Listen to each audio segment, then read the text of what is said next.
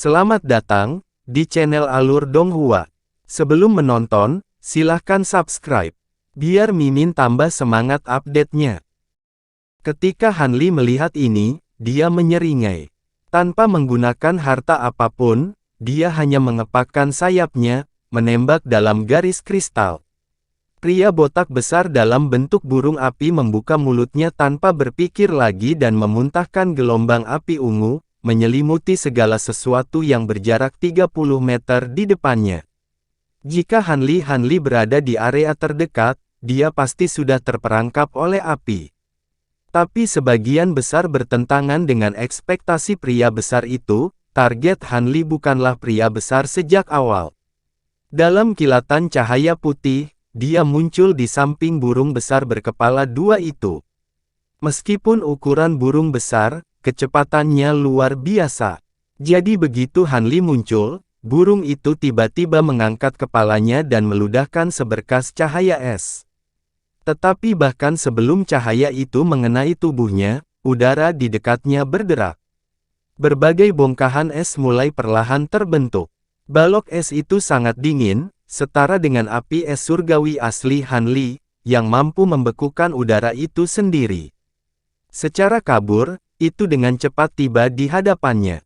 Keheranan berkilauan dari mata Hanli, tetapi dengan gelombang sederhana dari lengan bajunya, dia melepaskan kabut cahaya abu-abu untuk menghadapi serangan itu.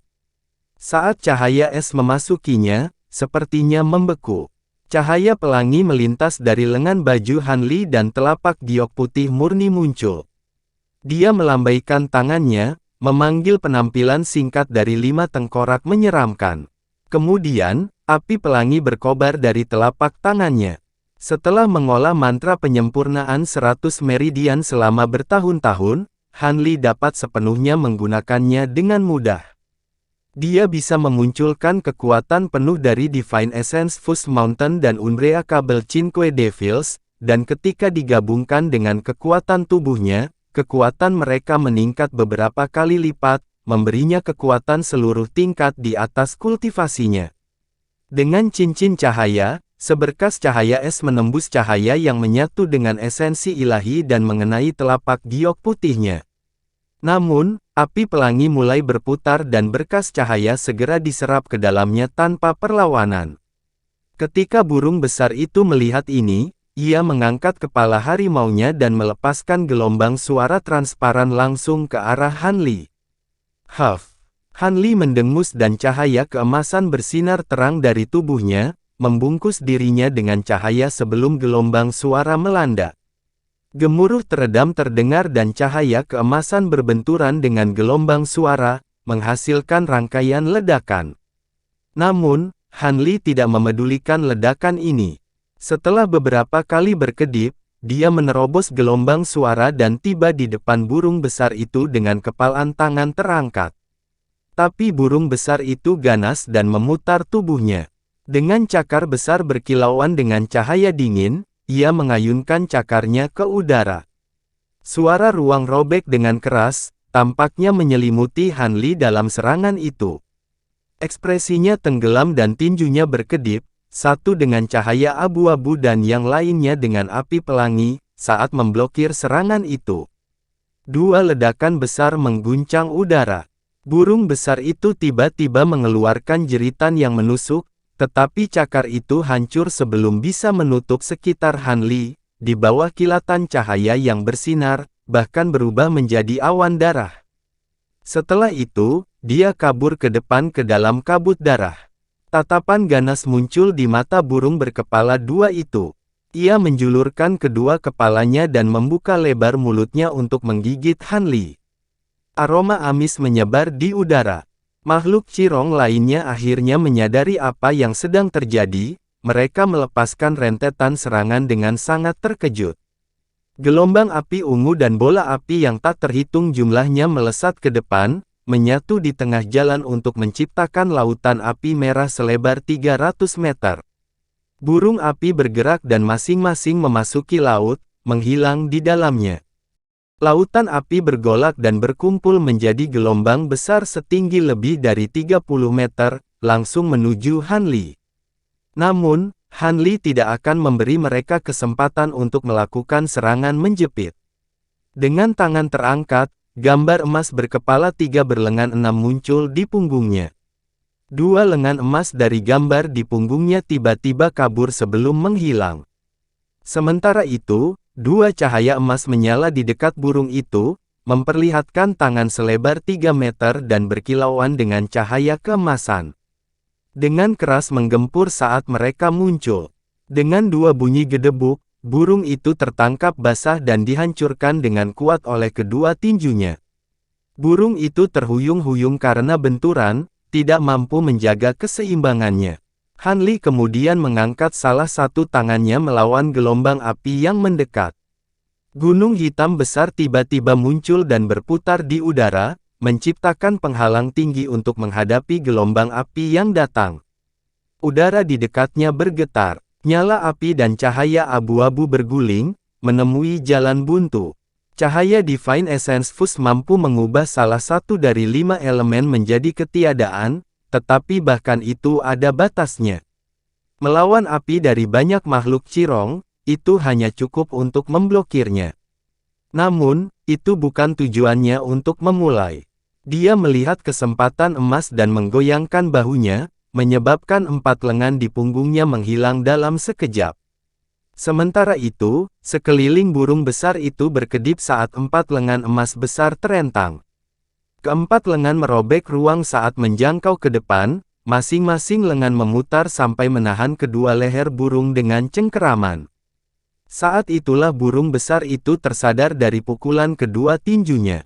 Itu sangat ketakutan dengan perkembangan yang tiba-tiba dan berusaha melepaskan diri dengan tubuhnya yang besar, berusaha mengepakkan sayapnya, tetapi tubuh raksasanya masih tidak bisa bergerak sedikit pun. Kedua kepalan tangan yang memukul burung, mencengkeram salah satu sayap burung memaksanya diam. Burung besar itu dilanda teror.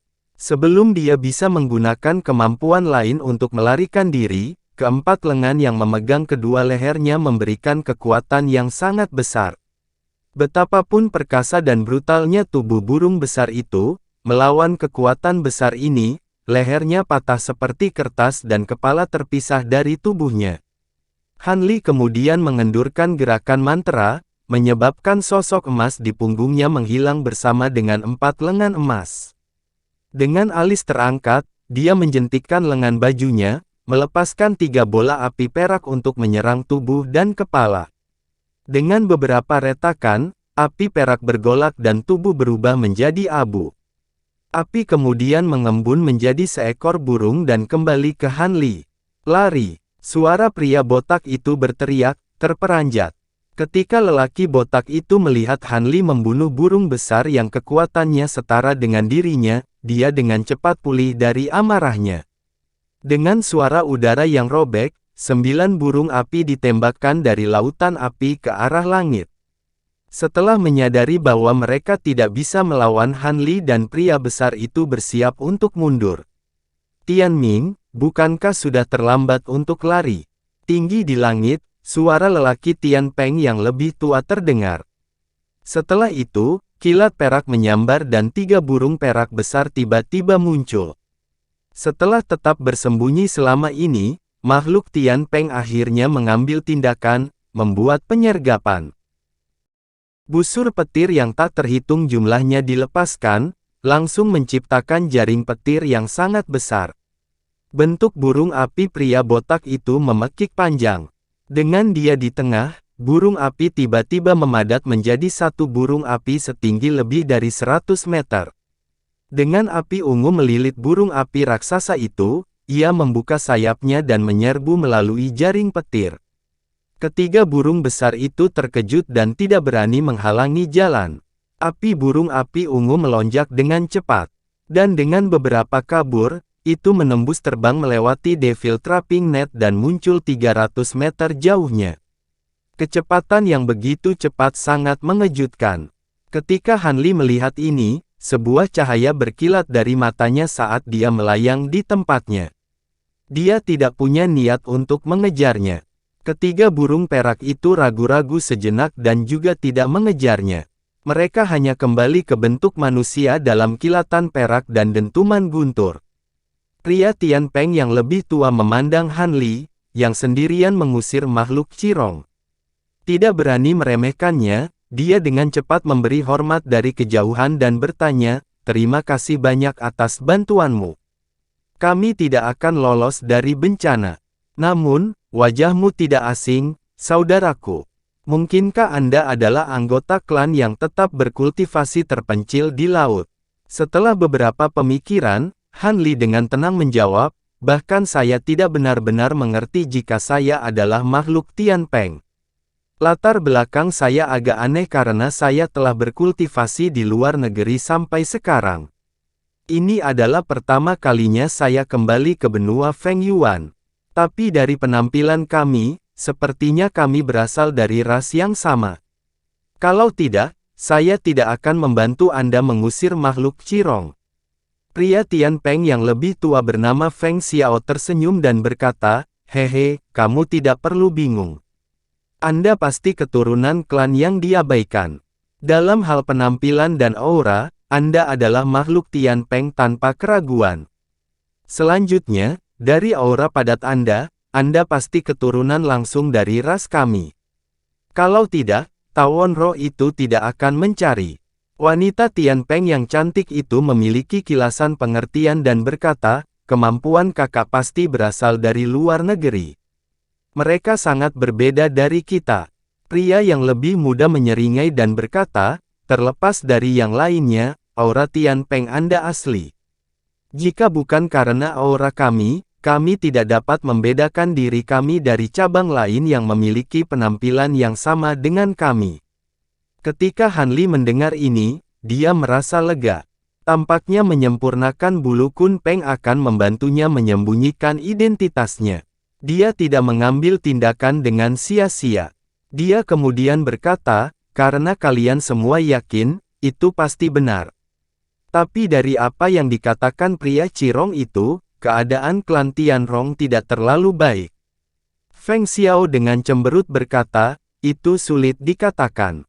Itu bisa saja memprovokasi ejekan, atau sesuatu memang terjadi pada klan kami. Bahkan saat kami relatif lebih lemah di antara 72 cabang suku roh terbang, mereka tidak akan berani menjarah barang-barang kami." Yakin bahwa Han Li adalah makhluk Tian Peng, Feng Xiao tidak menyembunyikan rencananya dan dengan tenang berkata, "Terlepas dari apakah itu benar, sebaiknya kita segera kembali ke klan kita. Klan Cirong mampu menyerang kita sekali. Mereka bisa mencoba lagi. Dengan kekuatan besar, aku khawatir kami harus mengandalkan kekuatanmu." Dua lainnya memandang Han Li dengan mata penuh harap. Kemampuan Han Li benar-benar kuat. Jika mereka memiliki anggota klan dengan kekuatan sebesar itu, mereka tidak perlu mengkhawatirkan jalan di depan mereka. Han Li bergumam sejenak dan menjawab, "Baiklah. Karena saya kemungkinan besar adalah makhluk Tian Peng, wajar saja bagi saya untuk memberikan kekuatan kepada sesama makhluk. Karena ini akan memberinya kesempatan bagus untuk memasuki klan Tianrong, dia pasti tidak akan menolak." Feng Xiao berulang kali mengucapkan terima kasih dan berkata, "Kami harus merepotkanmu. Setelah kami kembali, saya pasti akan melaporkan jasa Anda kepada orang tua kami." Ketika Han Li mendengar kata jasa, dia tampak acuh. Ketika dia melihat jaring biru yang mengelilingi mereka, dia tersenyum dan berkata, "Jangan berlama-lama di sini. Saya akan menyingkirkan jaring perangkap iblis." Dengan mengatakan itu, Han Li menunjuk ke jaring di kejauhan dan burung api perak yang mengelilinginya segera mengeluarkan cincin merdu sebelum menembak ke arah jaring dalam bola api.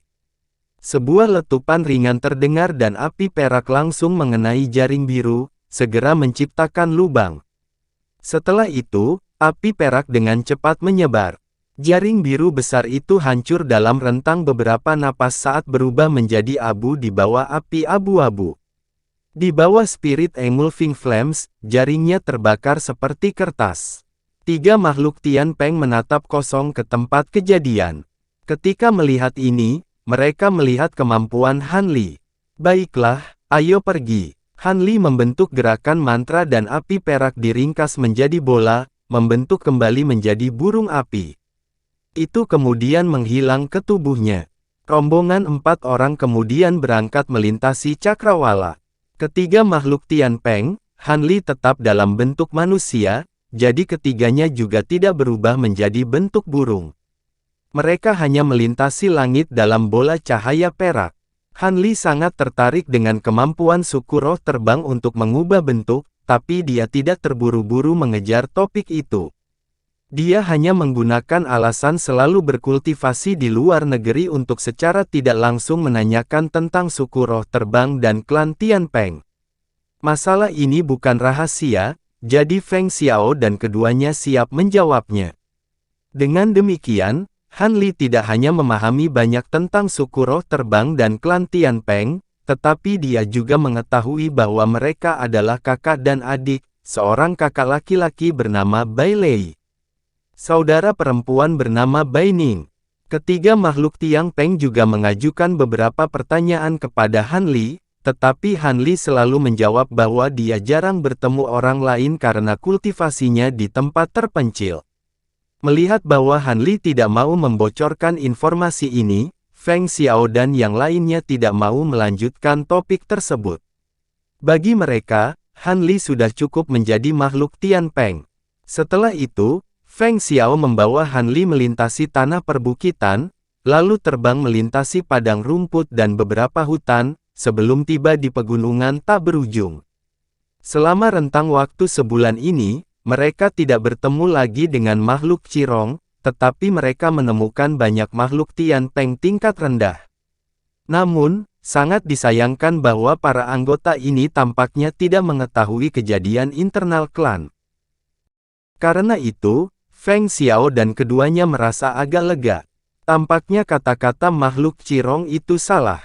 Bahkan jika eselon lebih tinggi dari ras Tian Peng menyegel informasi ini, itu berarti mereka dapat menjaga ketertiban atas klan mereka.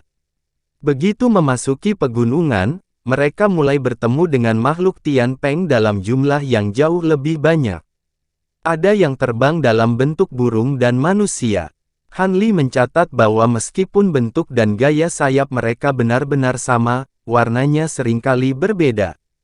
Sebagian besar makhluk Tian Peng memiliki sayap biru dan putih sementara yang lain memiliki sayap perak seperti ketiganya. Bahkan ada yang bersayap emas dan hitam. Namun, makhluk Tian Peng ini sangat langka. Dia hanya melihat 2 saat dalam perjalanan. Meskipun kultivasi yang lebih rendah dari makhluk Tian Peng bersayap emas, Feng Xiao dan 2 lainnya tampak sangat hormat dan mengambil inisiatif untuk menyambut mereka. Adapun 2 makhluk bersayap hitam, ketiganya memasang ekspresi kaku. Mereka hanya mengabaikan saat terbang lewat. Kedua makhluk bersayap hitam itu juga memiliki kultivasi yang lebih rendah. Han Li memperhatikan ini dan merasa aneh. Tapi dari pengalamannya, ini sepertinya ada hubungan tabu di klan. Itu bukan sesuatu yang bisa dia tanyakan. 3 hari setelah dia memasuki pegunungan, akhirnya bertemu dengan regu patroli Tian Peng. Patroli itu terdiri dari sekitar 30 anggota dan terbang ke depan untuk menemui mereka. Semua mengenakan baju besi tulang putih dan memegang tombak perak panjang. Dari aura mereka, berada di tahap pendirian yayasan dan formasi inti. Tapi dalam kasus regu patroli, mereka bisa dianggap sebagai kelompok elit. Pria paruh baya yang bertanggung jawab dengan cepat memberi hormat sambil tersenyum begitu dia melihat Feng Xiao. Salam roh Feng dan Tuan Bai. Di bawah perintah tetua, ketiganya harus melapor ke paviliun Myriad Peng segera setelah Anda kembali. Yi, siapa tuan ini? Begitu ini dikatakan, dia menatap Han Li dengan ekspresi aneh. Ekspresi Feng Xiao berubah saat mendengar ini. Dia kemudian segera memperkenalkan Han Li, ini saudara Han. Dia berkultivasi di luar negeri dan telah kembali ke klan. Saudara Han, tidak perlu merasa canggung. Kami akan memperkenalkan Anda kepada para tetua. Anda harus beristirahat di Gunung Suci terlebih dahulu. Mengingat kemampuanmu, para tetua pasti akan melihatmu. Han Li menjawab, tidak apa-apa. Karena ini adalah pertama kalinya saya kembali ke klan, saya berencana untuk melihatnya sendiri. Saudara Feng harus bergegas. Setelah berpikir sejenak, Feng Xiao memberikan sebuah piring kayu kepada Han Li. Kota suci kami megah. Saya khawatir Anda harus menghabiskan banyak waktu untuk mengenalnya. Ini token perintah saya. Terlepas dari beberapa area terlarang, Anda akan dapat melihat seluruh kota tanpa ada yang menghalangi Anda. Dia berbalik dengan ekspresi cemberut dan memerintahkan makhluk Tiang Peng Parubaya, kirim seseorang untuk membimbing saudara Han secara pribadi. Dia adalah tamu terhormat. Sesuai perintah Anda, Feng Xiao jelas memegang posisi tinggi di klan dari tanggapan pemimpin patroli kelas formasi inti. Kakak Feng, kamu cukup perhatian, kata Han Li sambil tersenyum. Feng Xiao dengan menyesal menjawab, bagaimana, ini sebenarnya sangat kurang. Ketika saatnya tiba, saya secara pribadi akan memandu Anda melewati kota suci. Setelah itu, ketiga orang di rombongannya memberi hormat kepada Han Li dan berubah menjadi burung perak besar sebelum menembak. Begitu Feng Xiao terbang, Tian Peng setengah baya melambaikan tangannya ke arah bawahannya dan menunjuk seorang pria berusia 19 tahun, memerintah, Huayu, bawa tuan ini ke penginapan. Anda harus merawatnya dengan baik. Pria dengan penampilan ilmiah segera membungkuk dan setuju. Pria parubaya itu mengucapkan beberapa patah kata dan membungkuk pada Han Li. Sisanya kemudian melanjutkan patroli. Di bawah bimbingan pemuda Huayu, mereka menuju lebih dalam ke pegunungan.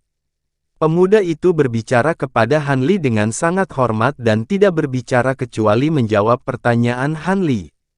Tetapi sebagai makhluk tingkat pendirian yayasan yang sedikit, dia tidak mengetahui banyak hal penting. Dia hanya bisa memberikan tanggapan singkat pada Han Li. Setelah mengikuti orang ini selama beberapa jam, mereka tiba di depan puluhan gunung kecil yang berjejer. Gunung-gunung kecil ini memiliki awan hitam yang menutupi dan berkilauan dengan kilat. Mereka terus menggelegar dan sulit dilihat. Han Li menyipitkan matanya saat melihatnya. Dengan pencapaiannya yang luar biasa dalam batasan, dia segera melihat menembus awan gelap. Mereka jelas merupakan batasan ilusi yang hebat. Huayu membawa Han Li ke salah satu gunung kecil. Dia kemudian membuka sayapnya untuk memperlihatkan bulu putih dan terbang ke dalam gunung kecil. Ledakan teredam terdengar. Sebuah gunung kecil berputar seolah-olah hanya ilusi di dalam air. Dengan beberapa goncangan, gunung kecil itu menghilang dengan riak, hanya untuk menampakkan kabut yang sangat besar. Han Li mengangkat alisnya tetapi mengikutinya dengan garis biru. Setelah terbang sejauh 1 kilometer, sekelilingnya menyala. Dia melihat sebuah kota raksasa yang tampaknya tidak ada habisnya. Kota itu diukir dari pegunungan dan memiliki tembok kota yang dibangun dari batu bata putih besar.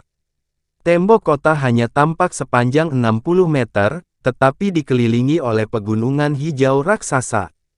Dindingnya tidak memiliki gerbang, tetapi mereka memiliki penghalang putih tebal yang menutupinya. Ada lebih dari selusin tempat di dinding yang memiliki pilar lurus raksasa yang didirikan. Pilar bersinar pelangi dan memancarkan cahaya redup. Saat ini, ada banyak makhluk Tian Peng yang terbang melalui celah pilar untuk memasuki kota.